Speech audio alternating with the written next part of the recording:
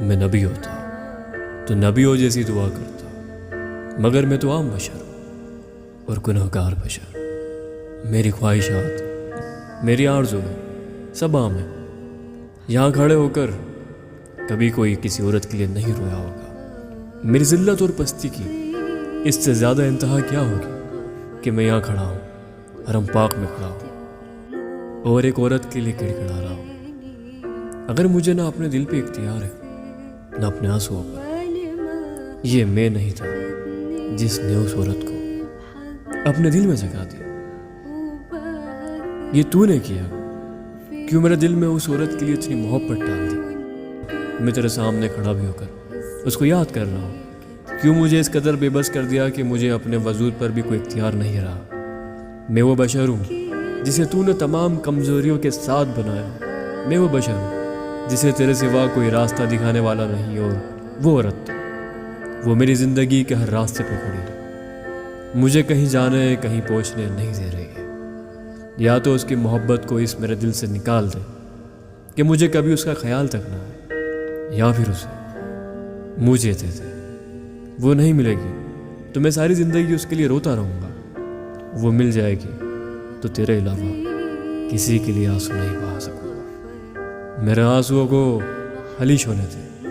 میں یہاں کھڑے ہو کر تجھ سے پاک عورتوں میں سے ایک وہ پاک عورت کو مانگ رہا ہوں، وہ جو میری محبت ہے، وہ جو میری انتہا ہے، جس نے میرے لیے سب کچھ لٹا دیا، جس نے میرے لیے خود کو تباہ کر لیا۔ مجھے افسوس ہے کہ میں اس کو اس کی محبت کا صلہ نہ دے پایا، یا مجھے افسوس ہے کہ میں اسے جو چاہیے تھا وہ نہیں دے پایا۔ آج میں دور ہوں، اس سے خاموش ہوں، کمظرف ہوں، میں نہیں جانتا، لیکن میں معافی چاہتا ہوں اس کا دل دکھانے کے لیے۔ میں معافی چاہتا ہوں وہ سب کرنے کے لیے جو میرے ہاتھ میں نہیں تھا۔ میں معافی چاہتا ہوں کہ میں نے اس کا دل کبھی دکھایا ہو، اس سے اونچی آواز میں بات کی ہو، اسے کبھی بتایا ہو کہ مرد ذات کیا ہے۔ میں معافی چاہتا ہوں۔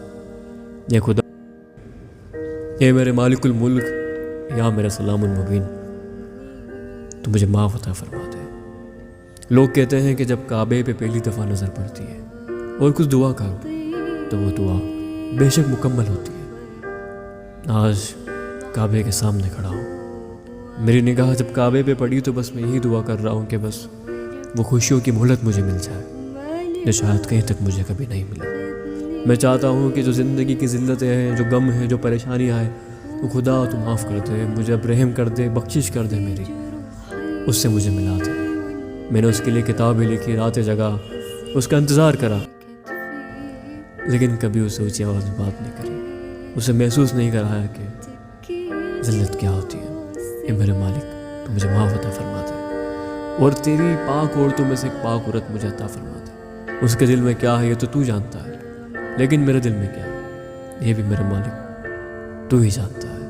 یہ تیرا بندہ ہے، تیرا واجد تیرے سامنے کھڑا ہے، تو آج مکمل کر لے مجھے اور مجھے وہ لوٹا دے جو تو نے چھین لیا ہے۔ بے شک تو نے کہا ہے کہ تو دے کر بھی آزمائے گا اور لے کر بھی آزمائے گا۔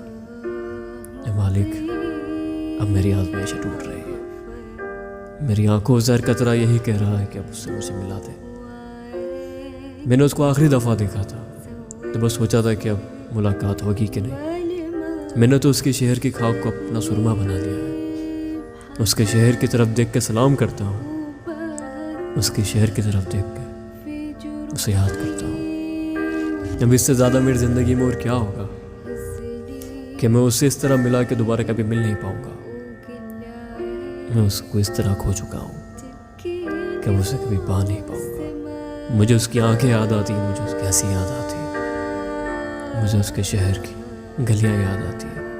میں لوگوں سے اس کے شہر کا نام بھی سنتا ہوں تو سہم جاتا ہوں، ڈر جاتا ہوں۔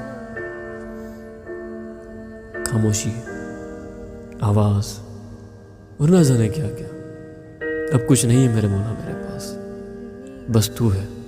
تو اس لیے آج یہاں کھڑا ہو کے اس سے دعا کر رہا ہوں، وہ مانگ رہا ہوں جو مجھے عطا کرتے، وہ مانگ رہا ہوں جو تو جانتا ہے۔ اگر میں نے اپنی زندگی میں کبھی کوئی نیکی کی ہے تو مجھے اس کی عوض میری محبت دے دے۔ تو چاہے تو یہ سب بھی ہو سکتا ہے، اب بھی ممکن ہے۔ مجھے اس آزمائش سے نکال دے، میرے زندگی کو آسان کر دے۔ 8 سال سے میں اس تکلیف میں ہوں، مجھے اس سے رہائی دے دے۔ تیرے اس وادی شیخ پہ ایک بار پھر رحم کر دے، وہ جو تیری شفت ہے وہ افضل ترین ہے۔ تیرے سوا کوئی معبود نہیں، تیرے سوا کوئی نہیں۔